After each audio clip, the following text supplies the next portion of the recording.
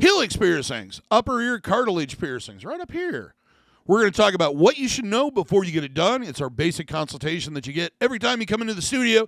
Coming up next on Consultations by a Piercer 2020, episode number 2.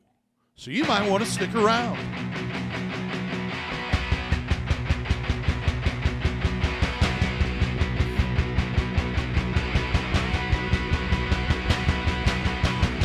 What we're going to talk about today is upper ear cartilage piercings or Helix piercings. So the name's kind of confusing.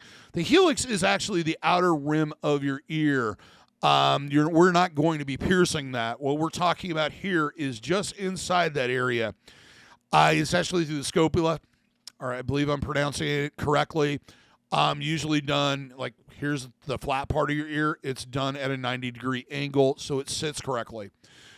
At first, these are done usually with labret studs, which have a flat back and then a gem setting on the front.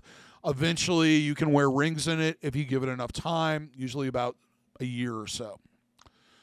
So, healing time on these can be anywhere from 3 to 6 months, sometimes longer. They are one of those piercings that does take a long time to heal. They can also be kind of bothersome even after they heal, years later, if they're abused. During the healing time, we want you to clean it twice a day using a sterile saline solution, like Nail Med's Piercing Aftercare or Wound Wash. Then the only other thing I generally suggest is rinsing in the shower. Cross-Contamination Prevention. Common sense things mom should have taught you. Wash your hands before you handle it. No oral contact or exchange of bodily fluids on or around the piercing until it heals.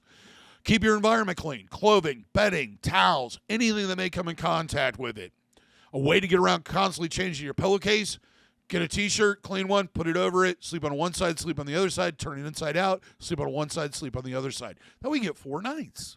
Do not submerge piercing in any body of water you cannot control the quality of, which pretty much means everything but possibly your kitchen sink, I guess, or your bathtub. The reality is there's no standing body of water that's not going to have microorganisms in it, no matter how much treatment it's getting, how many chemicals there are in there, etc. Also, there's a problem with pools with the chemicals causing issues. It's best to stay out of the water until it's completely healed. Keep pets away from it. Don't let them sleep in the bed with you, especially the small ones that like to sleep up by your face and steal your breath while you're sleeping and are attracted to shiny objects. Avoid contact with unclean objects. Culprits with this would be telephones, headphones, over-the-ear headphones, scarves, hats, any of that stuff that comes directly in contact. Sunglasses. Make sure that if you are going to wear that stuff, that it is cleaned on a regular basis, or you limit the amount of contact it has. Lastly, avoid contact with wet hair. Make sure that your hair is dry, wear it up until it's completely dry, and then let it come in contact. Until we move on to the next segment, if you like this, find it helpful, would like to see more of them, like, subscribe, hit the notification bell, and if you got a question, leave a comment. I'll be happy to answer them when I have time. Now let's talk about trauma, pressure, and abuse. Do not sleep directly on these piercings. You need to sleep on your other side or your back.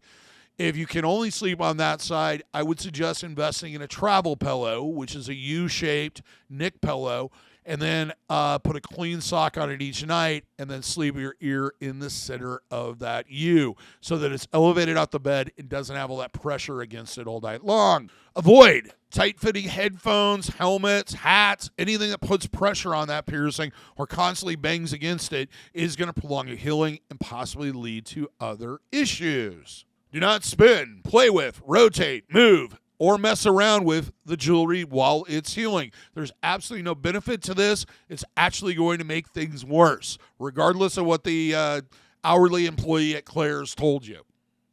Downsizing. Because we have to pierce with longer posts to allow for the swelling, which is going to happen, and it's always better to have it a little bit on the big side, you are going to want to downsize. Main reason why you want to downsize is to avoid the amount of contact that jewelry gets, and also to cut down the likelihood of the piercing migrating out of position. Generally, I suggest downsizing in roughly 4 to 6 weeks. In most shops, we have a discount or they'll do it for free and replace that back post. do definitely go to your piercer when you're downsizing unless you have the proper tools at home to do it, because you could cause just as much trauma or problems downsizing as you would to just leave the longer piece in. Lastly, some things to consider. Do you plan on doing additional piercings in the area? Speak to your piercer during the marking process or the consultation and talk to them about placement. It's easier to place something where you can add on to it than it is to try to add on to something that's already there. Are you planning on going on vacation or visiting an area where you're not going to have control over your environment? Postponing the piercing may be a better option. Plus, it's one more thing to deal with when you're trying to relax by the pool. And not swimming for most people during vacation is a big no. I'm not going. Do you have any type of sporting activities, organized events, etc., where you're going to have to remove the jewelry?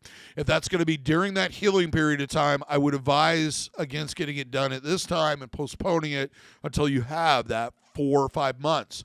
Also understand that it might be a couple years before you can take the jewelry out and leave it out for an extended period of time and not have a situation where the piercing closes. So keep those in mind. A retainer might be needed in your future, but give yourself time to heal. Well, that's it. If you like merch, check out our merch store. Links in the description. Till next time, here's hoping all your piercings heal with ease and without a single issue. And if you're in the Des Moines, Iowa area, I hope to see you for your body piercing needs in the future. Have a good day, everybody. Thank you for watching, and check out one of these other videos. You might find them helpful, too.